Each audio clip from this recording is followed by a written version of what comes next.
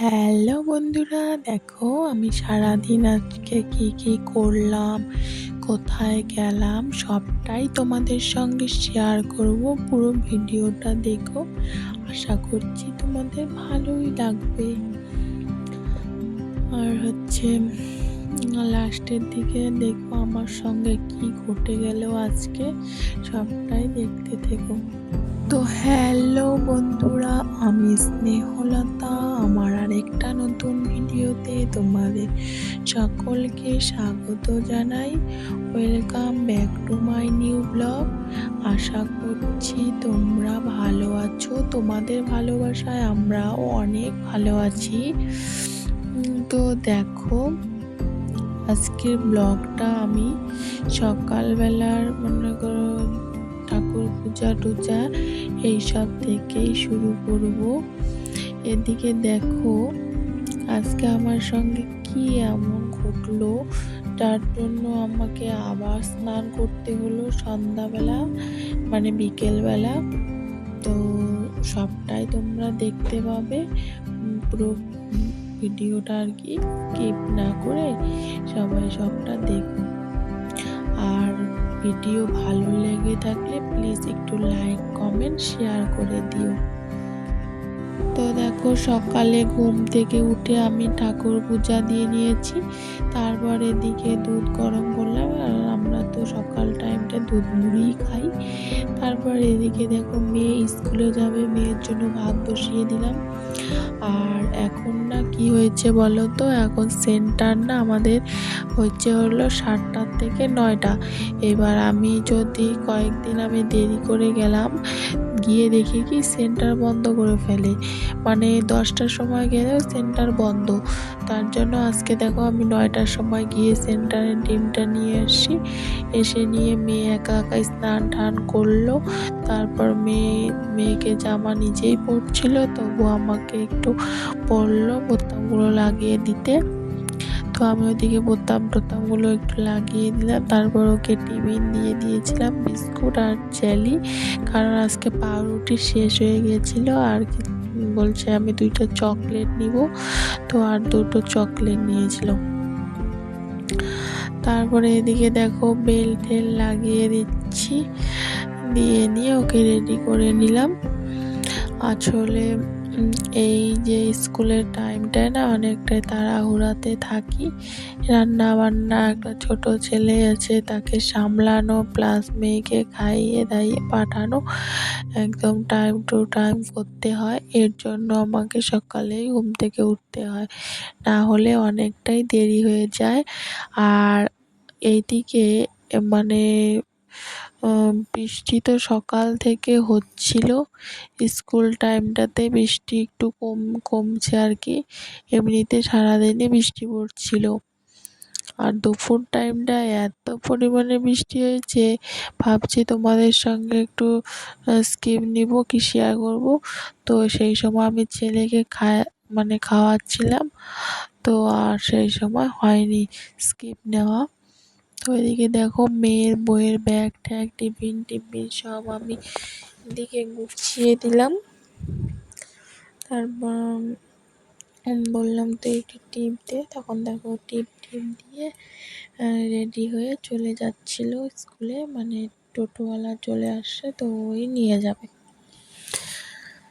এদিকে টোটোতে করে মেয়েকে স্কুলে পাঠিয়ে ছেলেকে ঘুম পাড়িয়ে আমি চলে আসছি কাপড় ধুতে, কারণ আকাশটা বৃষ্টি বৃষ্টি ভাব, রৌদ্র একদমই নেই। এখন যদি আমি কাপড় চোপড় না ধুই, কাপড় আর শুকাবে না। তো দেখো আমি তাড়াহুড়ো করে ধুচ্ছিলাম আর ভাবছিলাম কখন ছেলে উঠবে, আর ও তো উঠলেই বিছানা থেকে পড়ে যায়।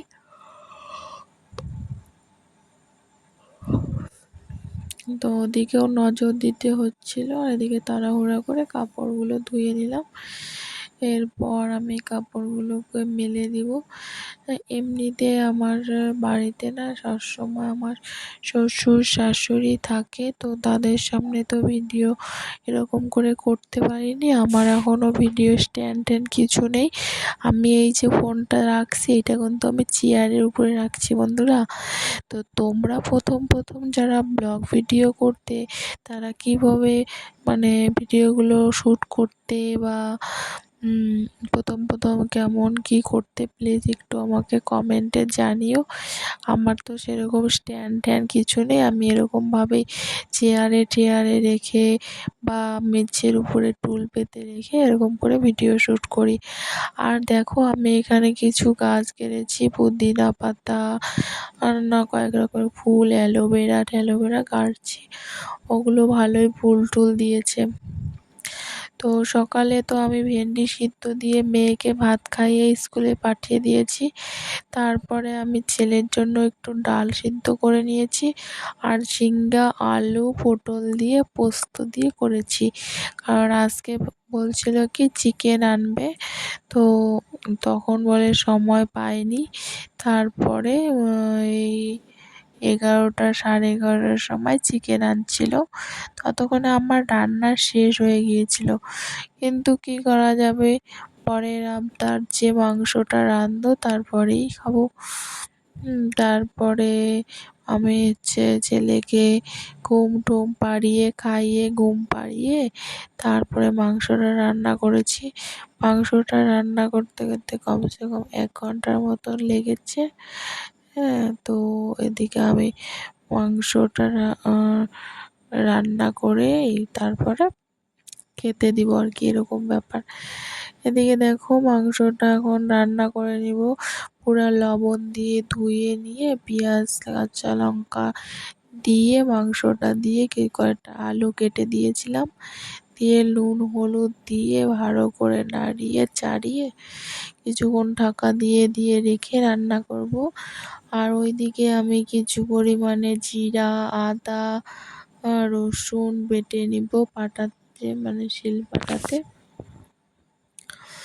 তারপরে দেখো এদিকে আমি তেলের মধ্যে ওই মাংস আলু ঠালু ছেড়ে কিছুক্ষণ সম্বারের জন্য হয়েছে, তখনই আমি একটু ঝোল দিয়ে রাখছিলাম আর কি। তো এই হচ্ছে আমার চিকেন রান্না। তো তোমরা কি করে চিকেন রান্না করো প্লিজ কমেন্টে জানিও। তো তোমাদের এরকম করেও, মানে তোমাদের মতন করেও একদিন আমিও রান্না করে খাবো। তো এখানে দেখো চিকেন কষানো হচ্ছে।